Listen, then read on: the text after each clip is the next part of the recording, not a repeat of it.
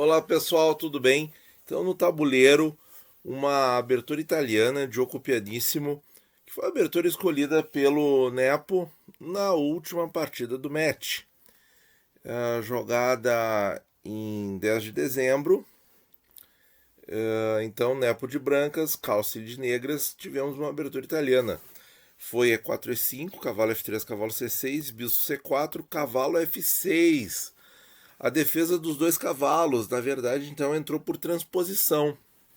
Isso aqui, as negras podem jogar assim, e seria muito interessante de ver como é que o Carlsen reagiria ao cavalo G5, que é uma linha que pode derivar para o Fried Liver Attack, mas cavalo A5 é o melhor lance, e aí tem um gambito aqui, né, em que agora as brancas ficam numa posição realmente muito atrasada em desenvolvimento, mas ganharam um peão.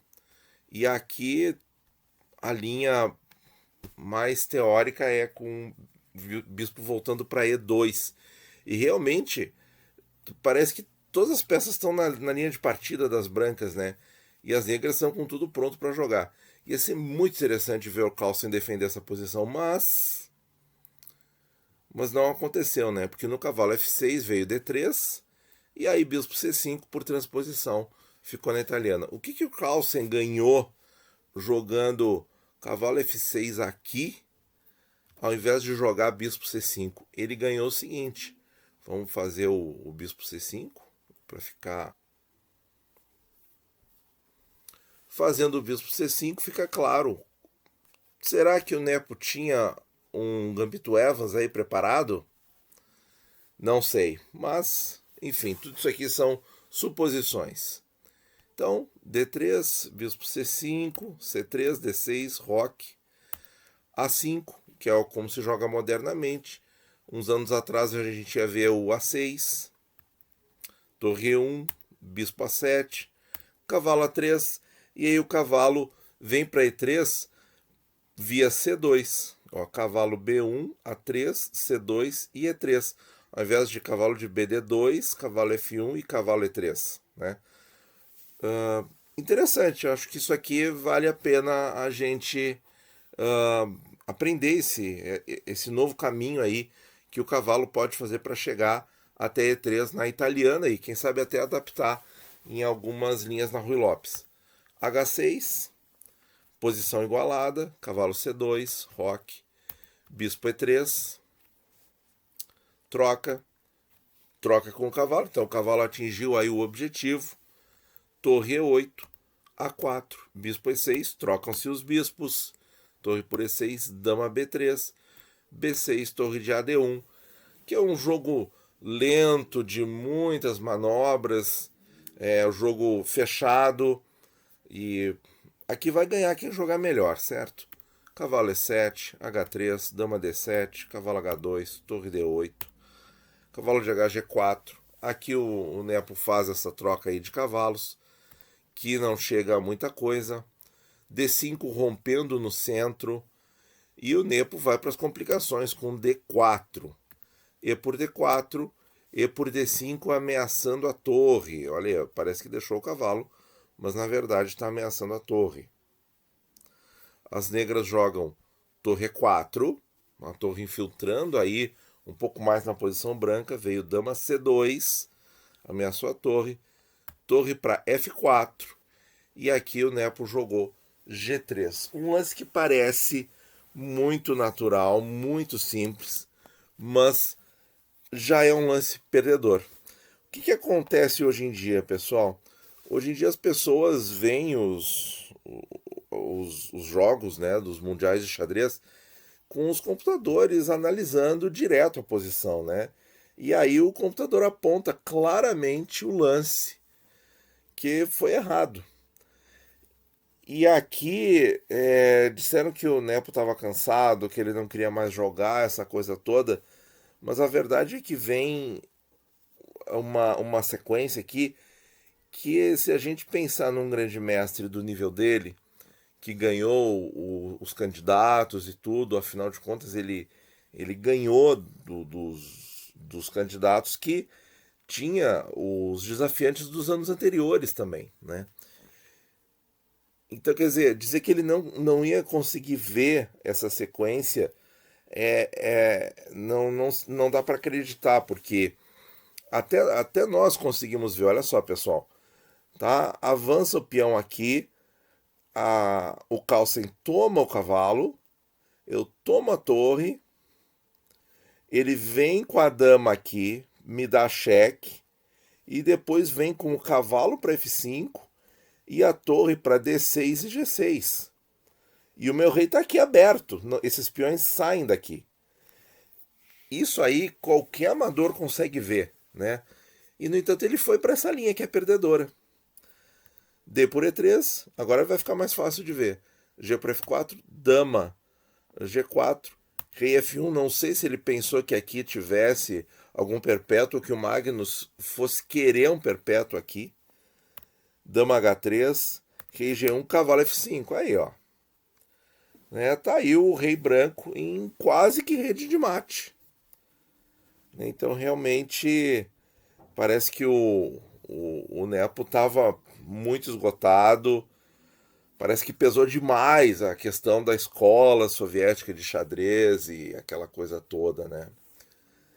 Veio então D6, cavalo H4 ameaçando mate. F por E3, defendeu o checkmate com a dama, né?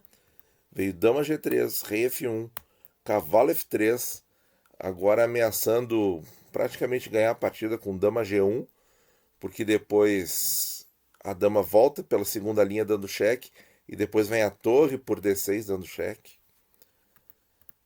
Dama F2, dama H3, dama G2, dama por G2, rei por G2, cavalo por E1, torre por E1, torre por D6. E aí nós tivemos uma troca, pessoal, uma troca de vantagem. O Carlsen, então, trocou uma posição de ataque. Aqui, ó, quando entrou o cavalo F3 ameaçando a torre, né, se joga a torre E2, leva checkmate em G1, certo? Então aqui ele já recuperou a vantagem material. Então o Nepo tinha que tentar simplificar, aproximando a dama para trocar as damas e ceder a torre. E aí, no que consiste a troca de vantagem? O Carlsen tem um final vencedor, né, ocupando uma coluna aberta central, com 6 peões e um peão passado protegido distante, aqui no flanco rei, pronto para ser coroado, certo? Bastando aí 5 lances. Essa posição já podia abandonar aqui, porque realmente a branca não tem recursos para segurar esse plano. Veio rei F3, torre D2, torre B1, G6, B4. As brancas tentam fazer alguma coisa no flanco dama. O Carlsen segura. E aí isso aqui é muito didático para nós. Como posicionar a torre num final de torre e peões? Na retaguarda dos peões do adversário. Porque aqui, por exemplo, na sétima fileira, essa torre ela tem muita mobilidade e ela consegue atacar com eficácia qualquer peão branco. Né? Qualquer peão branco que estivesse avançado. Rei E4, H5, aí o plano em questão.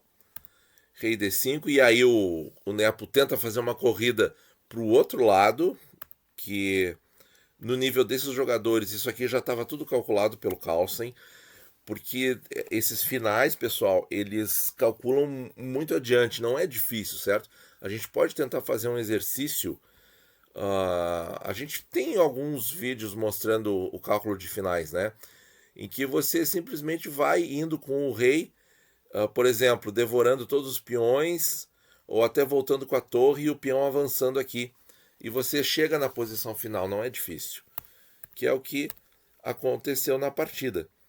E agora, como é que resolve essa posição? Esse aqui é o ponto que a gente tem que ter calculado antes de entrar em todas as linhas. Entregando a torre, veja só.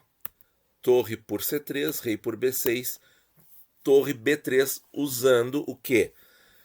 a sobrecarga, né? Essa torre aqui está sobrecarregada. Ela está nessa coluna B, ajudando a defender o rei, e está defendendo a casa H1. Só que agora, se deixar assim e fugir com o rei, perde a torre. E por outro lado, se ganhar a torre negra, o branco deixa o negro coroar. Foi o que aconteceu na partida. E aqui o Magnus está absolutamente ganho, certo?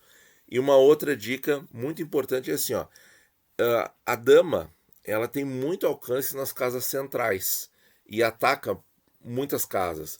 Então tem que usar esse recurso para tentar fazer ataques duplos e ir conquistando os peões do adversário. E não usar a dama como peça de bloqueio. Se usar a dama como peça de bloqueio aqui em alguma casa na coluna A e tentar ativar o rei, aí você corre o risco até de perder. Então aqui o Magnus, com toda a calma, não se assusta com o avanço do peão. E aqui, nesse momento, o Nepo abandonou, porque não tem como defender estes peões aqui, e em seguida o Magnus vai conseguir capturar o restante. Alguns disseram que foi um final melancólico, um final triste. Eu acho que é do esporte, é do jogo. A partida 6, né, em que a partida mais longa dos mundiais, em que o Carlsen ali tirou literalmente leite de pedra, né, e fez a posição vencedora para uma partida que parecia empatada, realmente desgastou muito o Nepo. Acho que tinha também a pressão de estar jogando um Mundial de Xadrez defendendo a Rússia, e a Rússia já sem título mundial desde os tempos do Kasparov. Acho que isso pesou muito. Infelizmente, o Nepomniachtchi não conseguiu dar o resultado que eles queriam, né? Mas enfim, pessoal, é do esporte, né? É do esporte. Eu acho que o Nepo ganhou uma experiência e tanto, certo? E se ele conseguir aproveitar essa experiência, ele vai ficar muito mais amadurecido para disputas futuras, porque ele não está descartado. Ele tem o Firuja, certo? Mas todos os outros estão aí, o Caruana, né? O próprio Karyakin, estão todos aí. Então, e o Nepo pode ganhar desses caras de novo e vir a se classificar mais uma vez para jogar com o Magnus. E aí ele vai ter outra experiência, outro enfoque, vai ser outro momento, certo? Está se prevendo a nova disputa de título mundial de xadrez para 2023. Vai ser muito legal. E se Deus quiser, nós vamos fazer a cobertura aqui no canal também. Tá bom, pessoal? Muito obrigado por ouvir e bons jogos a todos.